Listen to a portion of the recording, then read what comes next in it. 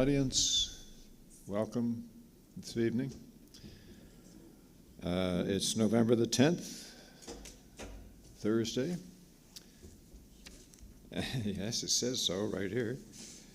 And I'm calling the meeting of the Committee of the Whole of the Municipality of Kings to order. And we'll begin as we always do with roll call, please.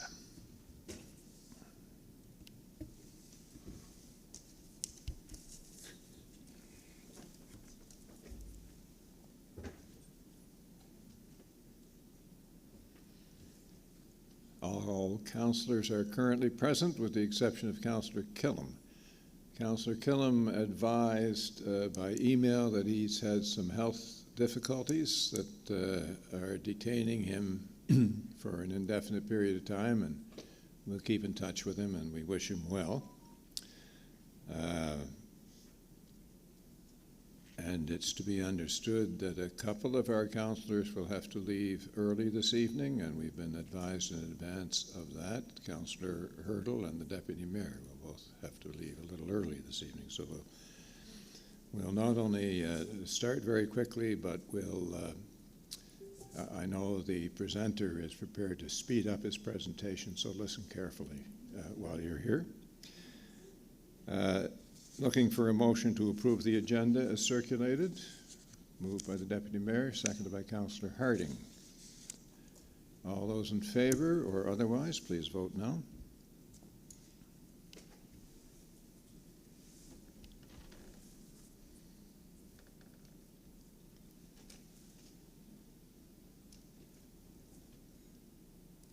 That's unanimously approved. Thank you. And insofar as the agenda is concerned, there was really only a one-item agenda, so folks are aware before we even approved it that what would be on it, and to the extent that anybody has a conflict of interest, they could declare it now, but I can't imagine what it would be other than if you're expecting your district will be enlarged by 3 or 4 times, that might be a concern.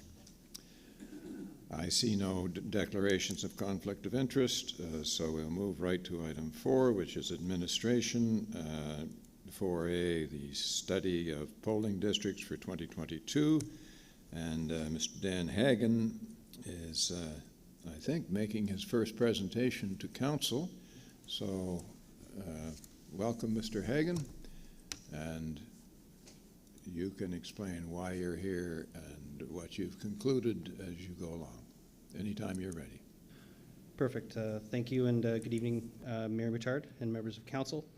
Thank you for allowing me to be here this evening to present to you this the 2022 study of polling districts that myself and many of our staff here have engaged in this fall. The intent of this presentation is to present to the Committee of Whole our detailed review and recommendation of the preferred alternative for the Boundary Review 2022 process. At this time, I would like to thank all the members of the Boundary Review team who have helped us to get to this point, to be in a position to present to you all a summary of our work and that the team completed, and confidently recommend to Committee of the Whole a path forward for this project. As I noted in the previous Committee of the Whole meeting, Section 369 of the MGA require all municipalities to complete a study of the appropriate number of councillors and polling districts and their boundaries every 8 years. And once the study has been completed, municipalities must prepare an application with supporting information to the Nova Scotia Utility and Review Board to either confirm or alter the number of councillors and or boundaries of the polling districts. This application process is required to be completed by the end of 2022. So with respect to the request for decision document provided to members of council for this Committee of the Whole meeting, our recommendation is as follows. That Committee of the Whole recommend Municipal Council instruct the CAO to prepare an application to the Nova Scotia Utility and Review Board based on the recommendation contained in the November 10th, 2022 request for decision for Municipal Council's consideration at a forthcoming council meeting. The following slides to this presentation are provided for Committee of the Whole's consideration with respect to the recommendation of the RFD, with a specific focus on the public engagement process and online surveys, key factors in the development of alternative scenarios for the project, the Boundary Review team's evaluation of the alternative scenarios, and finally, the identification of the preferred alternative. As part of the Boundary Review 2022 project, the municipality held 5 public engagement sessions between September 27th and October 20th, with 4 of the events attended by the general public and 1 event attended by citizen appointees to municipal standing committees. 3 of the events were held here in the council chambers at the municipal office in Coldbrook, while the other 2 events were held in Port Williams and Kingston, respectively. 25 people attended the events in person and 5 people attended online, for a total of 30 public participants over the 5 events. In a general sense, public comments received at the public engagement sessions can be categorized into 3 groupings: matters germane to the Nova Scotia Utility and Review Board application, number 2, matters of representation that fall under the purview of municipal council, and number 3, matters of representation that may require amendment to provincial law. This presentation is intended to focus only on point number 1, the pending Nova Scotia Utility and Review Board application related to the number of councillors and polling district boundaries. It is our intent to follow up on points number 2 and number 3 at a later date with Committee of the Whole, with briefing notes specific to those discussion items.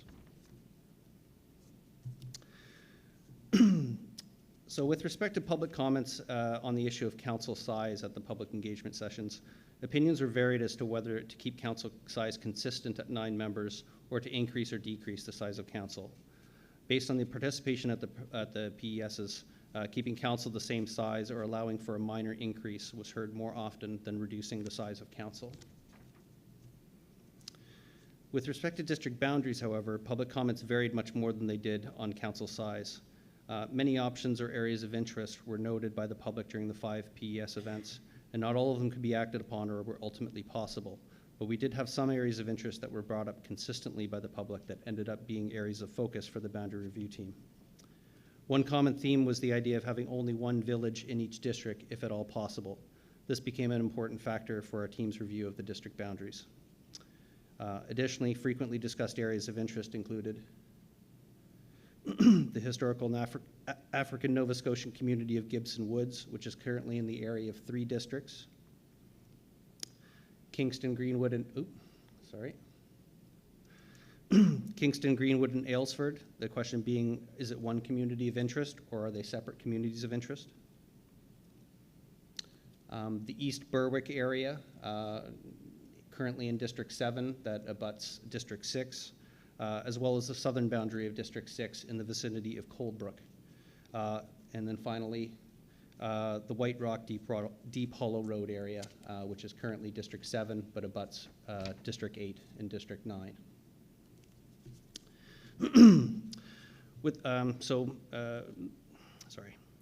The other side of the public engagement process that our team engaged in was the online boundary review survey, which was rather well received by the public, and at the end of the comment period, we received 301 respondents to the survey. On this slide, the question was asked whether 9 councillors was the right number or was it too few or too many. More than 50% of respondents noted that 9 was the right number. Similar numbers of responses noted were unsure or too few, while 24% thought that 9 was too many. As a team, we felt this result strongly identified that public sentiment thinks 9 councillors is the most appropriate number for the municipality. With respect to the question on whether the public thinks that current electoral boundaries are appropriate and fair, the results were interpreted to represent that the general public was less certain about electoral boundaries being appropriate and fair than they were about the number of councillors. With respect to the question on whether the current polling boundaries in the municipality do not make sense, the most dominant response was that the public was unsure about this issue, with 46% of people identifying as unsure. Communities of interest are a very important factor for the Boundary Review 2022 project. However, general public sentiment was dominantly identified as being unsure, with similar numbers of respondents falling into the yes and no response categories, respectively. In a follow-up question regarding communities of interest, respondents were asked whether there were any areas in the municipality that the public thought should be in the same polling district, but that currently are not. Again, the dominant response from respondents was that they were unsure at 53%. And finally, with respect to how the public had heard about the Boundary Review project, respondents dominantly identified that social media was the main source of the information on the project, with the second and third most sources of information on the project being online advertising and flyer services. So in summary, and based on the public responses to the online boundary survey, Public sentiment seemed to be strongly behind keeping the number of councillors for the municipality at 9 councillors. However, public sentiment was generally uncertain with respect to district boundaries within the municipality. In addition to the public online survey, members of council were also provided with a council-specific online survey. 9 of 11 members of council responded to the online survey. With respect to the question on whether 9 councillors is the right number, or too few or too many, 8 of 9 respondents noted that 9 councillors was the right number, with one noting that they were unsure.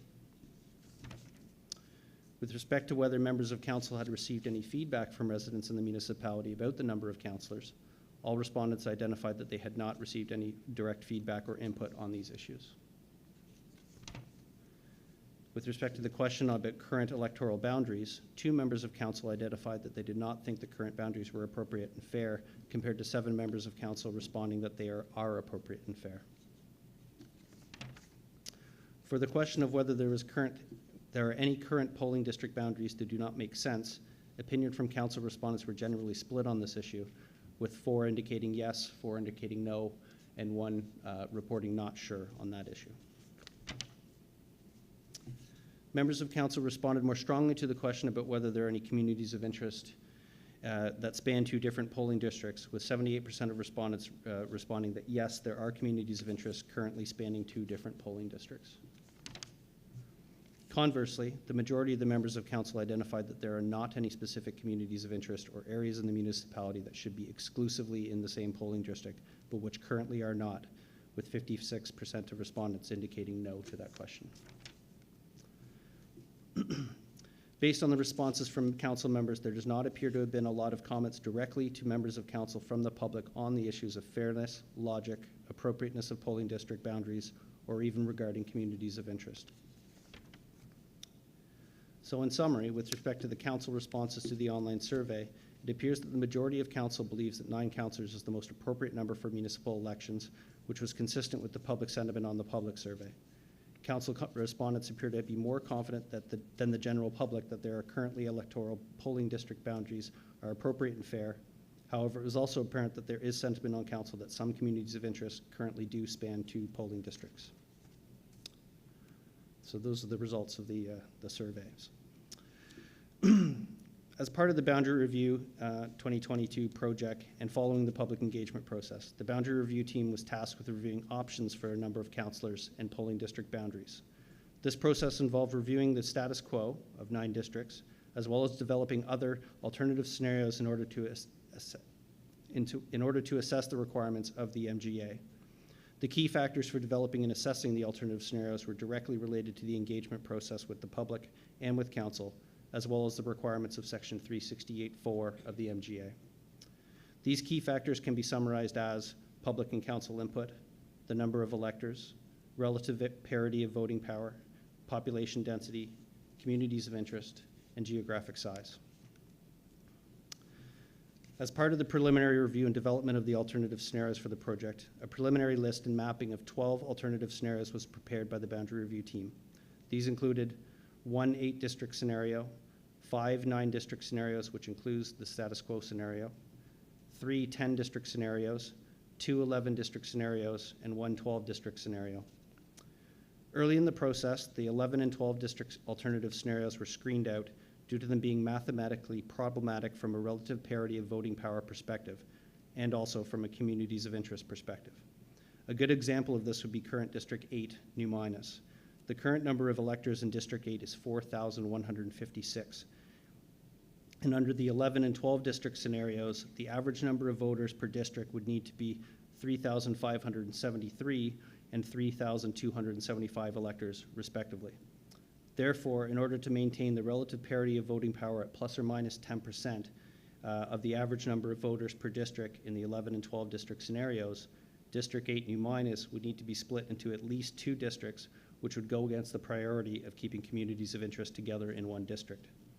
And that is why the 11 and 12 district scenarios were screened out as early in the process as they were.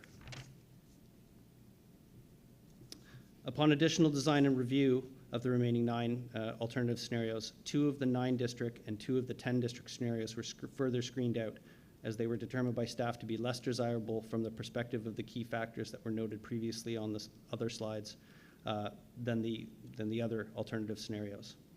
Ultimately, staff shortlisted the alternative scenarios to 5 alternatives for detailed review and analysis. The shortlisted alternative scenarios that were reviewed and considered in detail included Alternative 1, the status quo of 9 districts, Alternative 2, 9 districts version 1, Alternative 3, 9 districts version 2, Alternative 4, 8 districts, and Alternative 5, 10 districts. And those maps of those alternatives were included in the package to Committee of the Whole. Once each of the alternative scenarios were fully developed and mapped by staff, we proceeded with the ranking of the alternative scenarios. The ranking process generally included each member of the boundary review team individually scoring each alternative solution based on predetermined assessment statements, which were based on the key factors noted previously and against weighted criteria. The results were then tabulated on the average or mean and median scores. The weighted scores for each of the alternative scenarios were then ranked from most to least favorable, and finally, the most favorable alternative solution was identified as the preferred alternative. Based on this scoring process, the preferred alternative that was calculated based on the average was identified as Alternative 3, 9 districts, version 2, with a score of 3.9 out of 5. The next closest score was for Alternative 1, the status quo, with a score of 3 out of 5. Similarly, the preferred alternative based on the median was identified also as Alternative 3, 9 districts, version 2, with a higher score of 4.3 out of 5. The next closest score was also for Alternative 1, status quo, with a score of 3.0 out of 5. So on the screen there, I've got a map of what is Alternative 3, 9 districts, version 2. The significant points regarding this one is that 4 out of the 7 villages in our municipality are now in one district only. Districts 1 and 2 are now oriented on a north-south orientation rather than an east-west orientation. Gibson Woods is now completely within District 1. The White Rock Deep Hollow Road area is now in District 9. District 6 was expanded to include East Berwick and also the southern portion of Colebrook. District 4 now includes wholly the villages of Kingston and Aylesford within one district. District 5 now includes all of the village of Greenwood. And District 7 added some areas from District 5 in order to kind of equal out the numbers for voter parity. Deleted that slide, sorry. So, with respect to next steps, there are 3 main short-term milestones that are coming up with regards to the Boundary Review 2022 project. Number 1, in November, we'll be preparing the Boundary Review 2022 final report to be provided to Council for review prior to the December 6th Council meeting. At the December 6th, number 2, at the December 6th Council meeting, we'll be focused on the Council decision on the Nova Scotia Utility and Review Board application approach. And number 3, by mid-December 2022, we'll have in place the final application package to the Nova Scotia Utility and Review Board, along with supporting documents required for the submission, which would, of course, include the final report. We expect that the Nova Scotia Utility and Review Board hearing will occur in early 2023, with an expected decision provided shortly thereafter. So, in summary, and based on the previous information shared at this presentation, I'd like to go back to the original recommendation discussed in the early part of this presentation.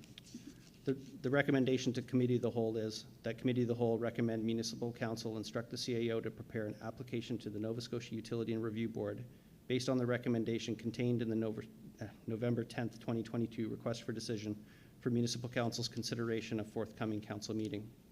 Per the request for decision, staff has recommended that the preferred alternative for the number of councillors and polling district boundaries is identified as Alternative 3, 9 districts, version 2. Thank you, Mayor Mattard and members of Council for your time today. I really appreciate the opportunity to speak to you on this very important project for the municipality. At this time, I'm happy to take any questions that you may have. Thank you, Mr. Hagan. Both to you and your team for all the work you've put into this project. Notwithstanding the low population turnout, the quality of the report is excellent. We thank you for that. I also want to congratulate you on speaking so fast so that you could get these councillors who need to leave soon into the discussion. And I'm opening the floor for questions. The first one comes from Councillor Windsor. Councillor Windsor. Thank you, and I will be brief. I don't have a lot. My first question is, it seemed like there was like 8 of 9 respondents. Like, how many respondents was there in total in terms of survey plus attendees to the engagement sessions? Sorry, Mayor Muttard, through you, Councillor Windsor. So there was 301 respondents to the online survey from the public, and 30 public folks participated in the engagement sessions, including 5 online and 25 in person. Okay. I wonder, could you show the slide that talked about, was early in your presentation, where you showed some things that would possibly receive future consideration? Sure.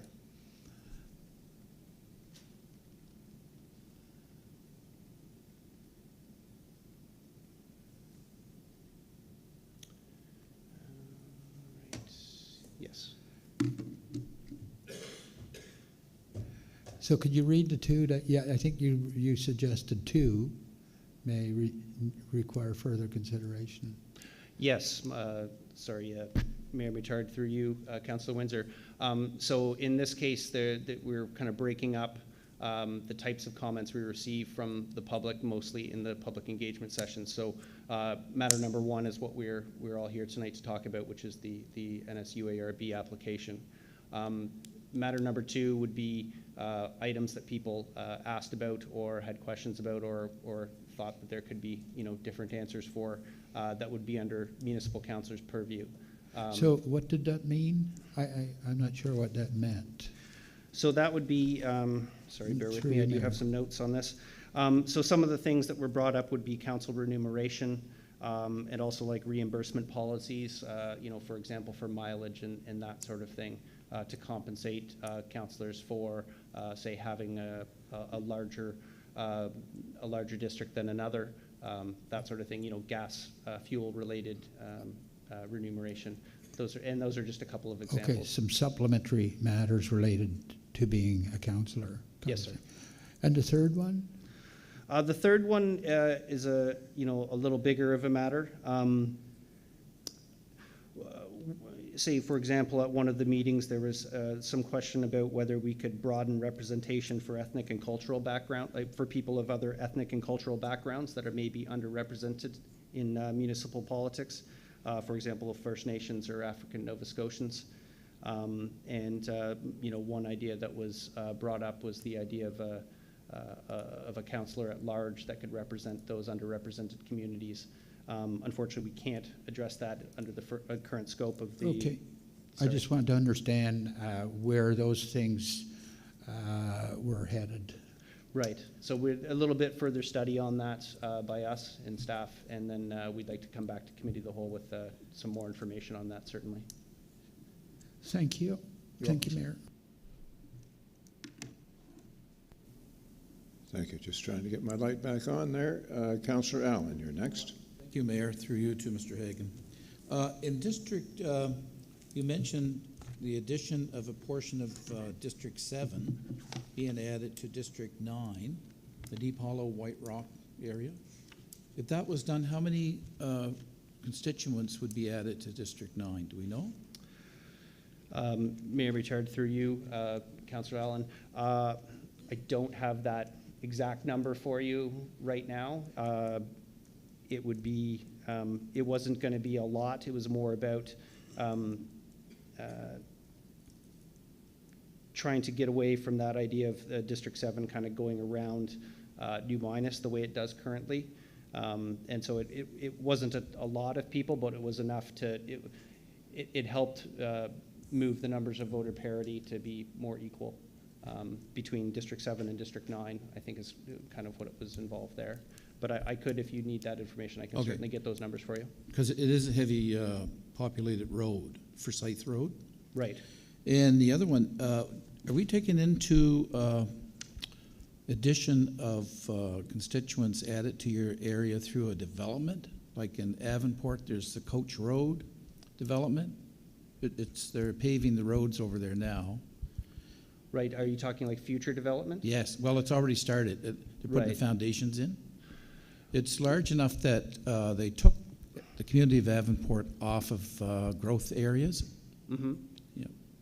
Yes, So right now, with the way the voter parity numbers look like for District 9, is that you're at a minus 7.6%. So there's plenty of room for growth within your district and maintaining it within that the voter parity target of plus or minus 10%. But we're basing the numbers currently on the number of electors in 2022 from Elections Nova Scotia for Yes. these numbers. yeah, not the future. We have also, that'll be more in the final report where we're going to be talking more about demographics and where we expect things to go. We have done work on that as well of the future projections of where, taking into consideration the growth centers and also where the population demographics are likely to go in the next 20 years. Very good, thank you. You're welcome, sir. Thank you, Councillor. Deputy Mayor. Thank you very much, Mayor Mattard.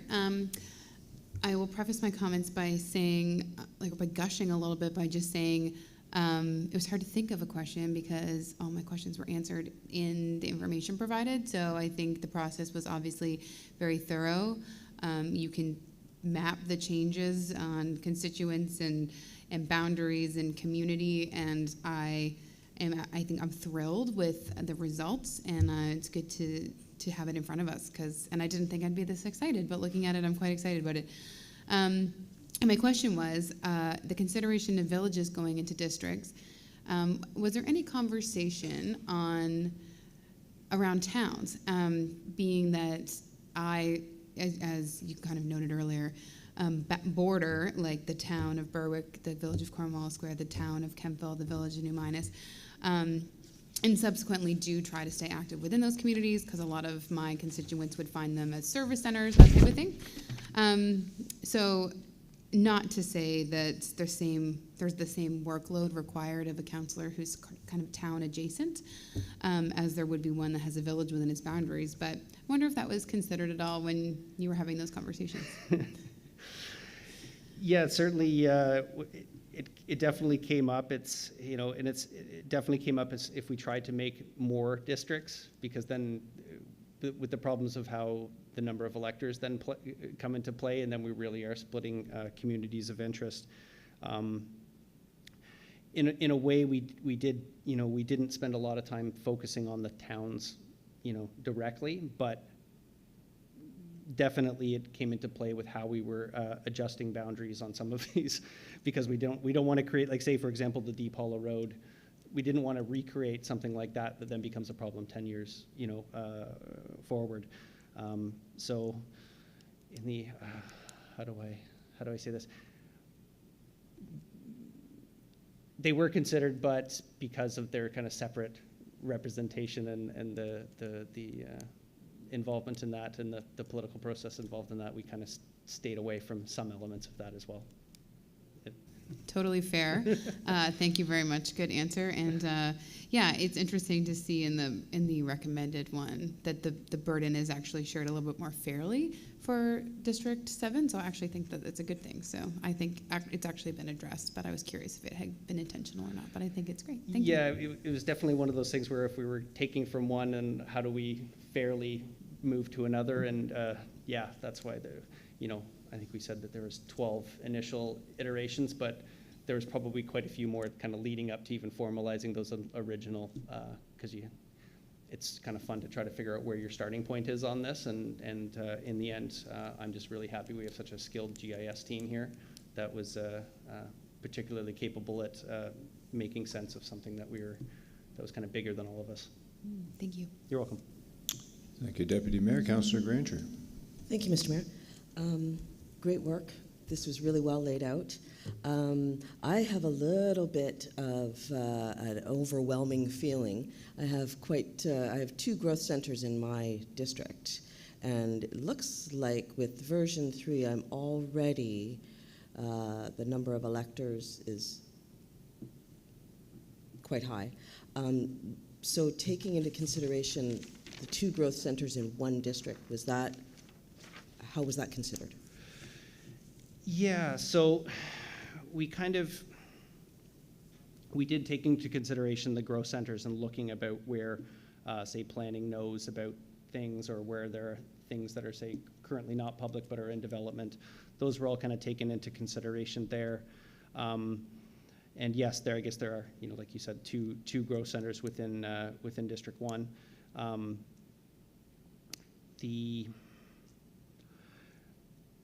In the end, there were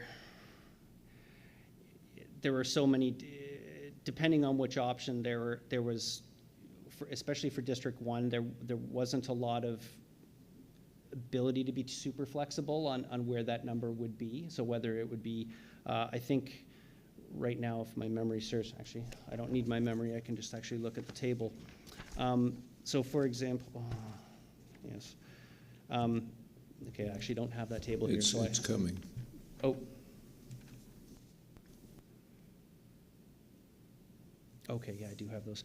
But if we look at what the maximum number of electors each district could take in additional electors up to the plus 10% threshold, I believe the current alternative 3 has somewhere around 200 additional electors it can take before we reach, say, that voter parity number of plus 10%. Similarly, if we went to the status quo, it was only a difference of like 20 or 30 additional electors over that, so somewhere around 230, 250 additional electors there. And that's one of the things in a 9-councillor district model is where the population is right now. Kind of everything is actually very close. Like, it looks like, minus 5.2% or 5.8%. It's not we wouldn't have been able to, say, account under a 9-district model for, say, 1,000 extra electors in a district, or even 500 or that sort of thing. And a lot of this will be discussed in the final report with a little bit more detail. We're at that kind of population threshold in our county that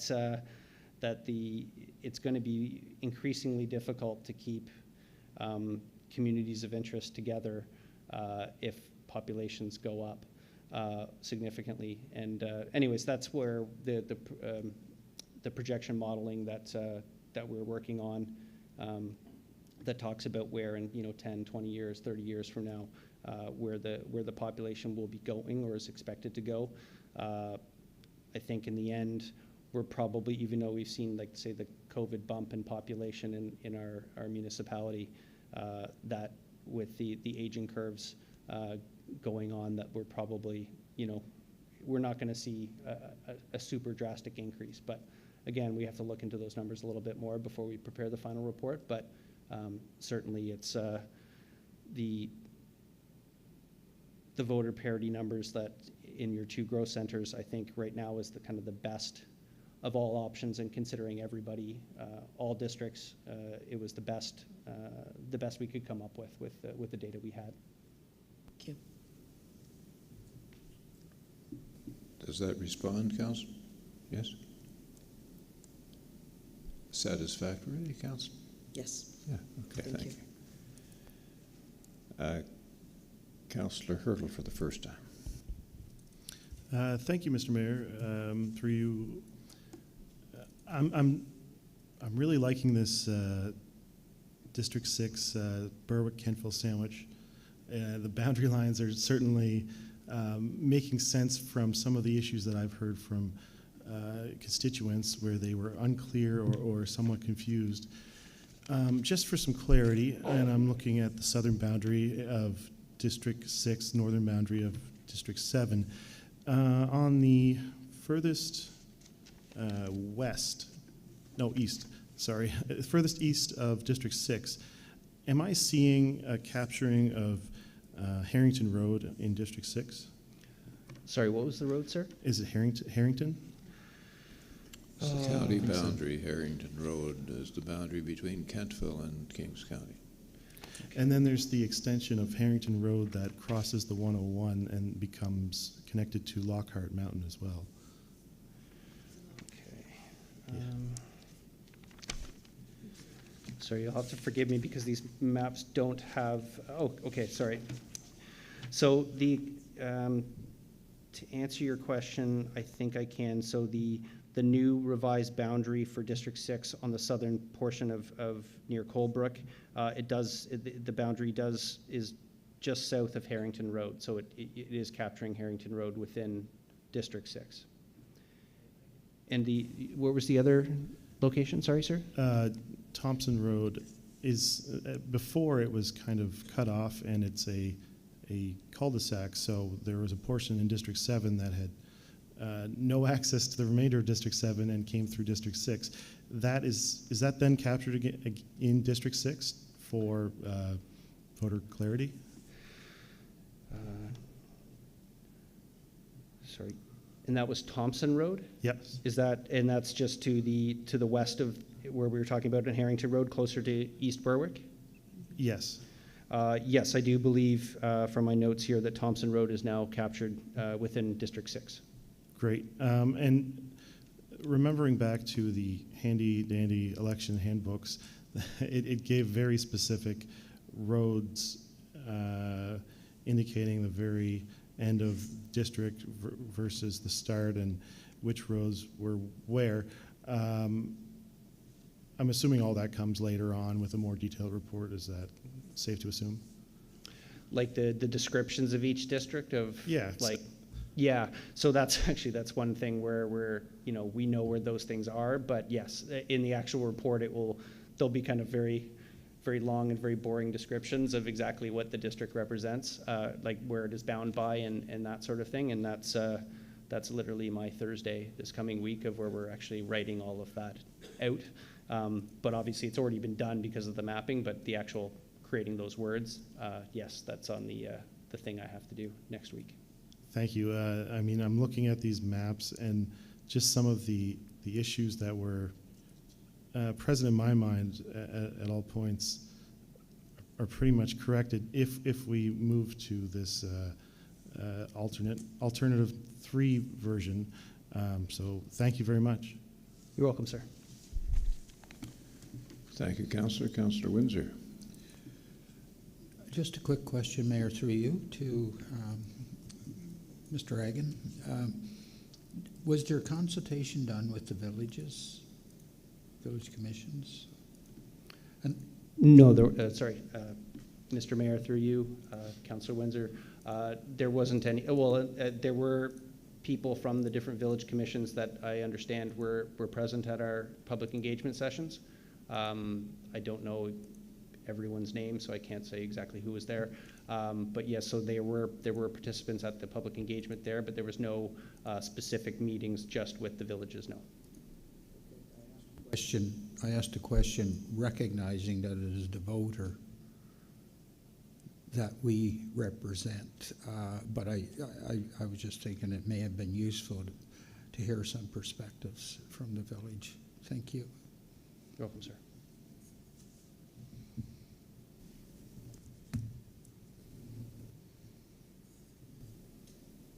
Thank you, Councillor. Councillor Allen, next, please. Yeah, thank you, Mayor, through you to Mr. Hagan. The boundary line that we're talking about in Deep Hollow Road, White Rock, is it the First Scythe Road that would be the boundary change?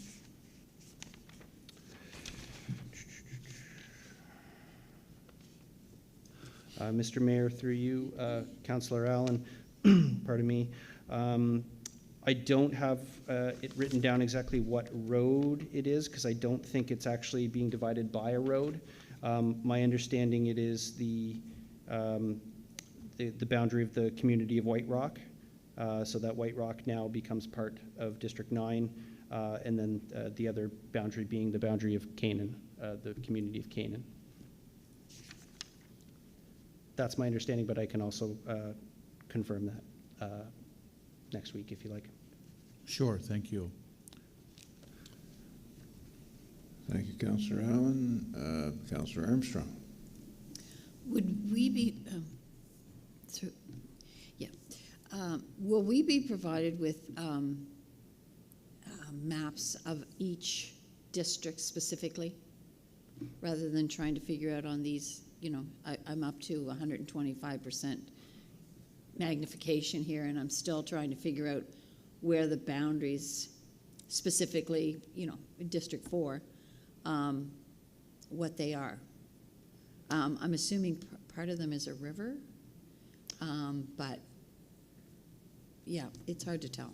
So will we be provided with a map that very specifically lays out? Mr. Mayor, through you, Councillor Armstrong, yes, there will be, you know, full size of each district in the final report. But for your district, what would be the new District 4, the southern boundary is the Annapolis River, and then the eastern boundary that kind of goes on an angle, that is a line going through an unpopulated area, so it's not represented by a road, but it is east of Longport Road. Does that make sense? And it, I believe, is the current school district boundary. The northern boundary of District 4 would be the Highway 101. And then the western boundary would be the boundary between Annapolis County and Kings. Yeah, I get that. It's just that one, the eastern boundary, you know, like you said, that goes through an unpopulated area. You know, somebody, yeah, okay. Yeah, I'd just like to see a map, please. Sure. Thank you, Councillor. Are there any other questions? I have no questions. Of course, that's okay because my district is covered on the map we're looking in front of us. However, I find it interesting and perhaps encouraging that Gibson Woods is all within one district. I think that's a good idea. As to the rest of the districts, I defer to my colleagues to comment on the boundaries. Any other questions of clarification? If not, then could we have the recommendation put on the screen, please? The recommendation from the presenter is the Committee of the Whole recommend Municipal Council instruct the CAO to prepare an application to the Nova Scotia Utility and Review Board based on the recommendation contained in this report that we've just received. And that to be for consideration by Council at its forthcoming meeting, or a forthcoming meeting. It's been moved by the Deputy Mayor. Do I have a seconder? Seconded by Councillor Meisner. Any discussion on the motion? Councillor Armstrong. If we're going to take this, we'll take this to Municipal Council, I'm assuming at the December meeting, or is this coming forth on the special meeting after Committee of the Whole next week? Anybody? The clerk seems to have a response to that. Madam Clerk? Thank you, Mr. Mayor. It will be at the December 6th meeting. Okay. So if we do have other questions for staff in relation to this alternative, we can ask them and then perhaps bring up anything that we have a problem with at the council meeting? Yes, I think it needs to be clear that if we pass this motion, we intend that it be recommended to Council in order to maintain a momentum here. But it's clear that there have been comments around the table where some clarification and some additional materials would be beneficial to councillors in furthering the discussion at the council table. So if you then have a choice, you can defer this, I suppose, and deal with that at another committee of the whole, or you can push it forward to council and depend upon the fact that you can obtain information between now and December that would inform you so that you could debate it more fully at that particular time. A recommendation from committee of the whole is not cast in stone, is what I'm trying to say. Councillor Windsor. Thank you. I'm good to go forward, but I certainly appreciate those councillors that may wish to see a finer definition of the borders. I could have went with the status quo, but I do find it an interesting notion to change that border, particularly over in what was primarily District 1 to separate on a east-west line versus north-south. And I think I see the councillor in that area supportive. So seeing that and there are no objections in the area, I'm certainly good with the whole package. Thank you, Councillor. Any further debate on the motion? Any further debate? Seeing none, all those in favor of the motion or otherwise, please vote now. This is the motion to refer to council. To recommend to council, in fact. That's unanimously passed, save one. So one negative vote. The matter will go on to council. And we're obviously going to have an opportunity for further debate at that time, and some of the information that councillors are looking for will be available to them as we go on. Deputy Mayor. I just have some other business when we get there, if we're there. We may be there. I want to thank Mr. Hagan for his presentation. The motion's been passed. You'll all be relieved to hear. And but you can anticipate contact, just as the rest of us on Earth anticipate contact any day now. We're moving then to other business, and the Deputy Mayor wishes to raise something. Deputy Mayor? Oh, I just wanted to give early regrets for the December council meeting because my son has his first school concert, because since COVID, we haven't been able to have one. So I will be late and may miss this discussion because elephants or mountain lions could not keep me from the concert. Sorry.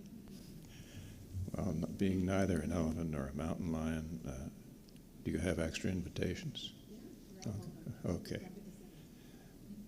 Councillor Armstrong. I was just wondering if we, I don't remember, and it may have been a brain bubble, but did we excuse Councillor Killam from the meeting this evening?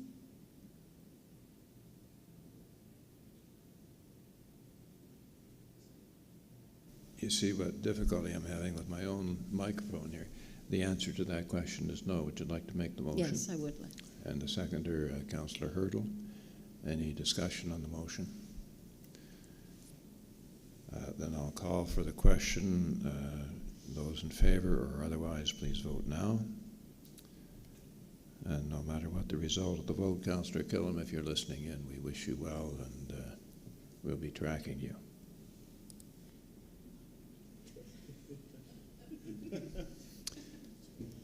That's frightening, isn't it? And the motion's unanimously passed. Thank you all. Is there any comment from the public? Thank you very much for coming. I'm sorry that you missed the slides because they're quite informative. But maybe Mr. Hagan would be prepared to stay a couple of hours later and you can speak directly to him. Is there any other business that we've missed? Does anyone wish to move adjournment? Moved by Councillor Windsor, seconded by the Deputy Mayor. Thank you to the two who wanted to leave early and hung in there, and we're happy we got you out on time. We stand adjourned. Thank you.